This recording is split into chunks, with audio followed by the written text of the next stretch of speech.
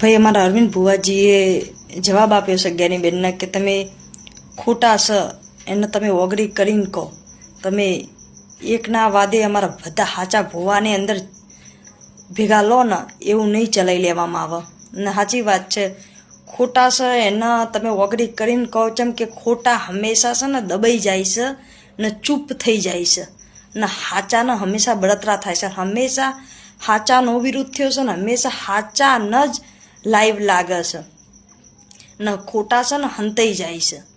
ખોટાને ખોટું જ કર્યું છે તો એને શું કામ લાઈવ કરવી પડે?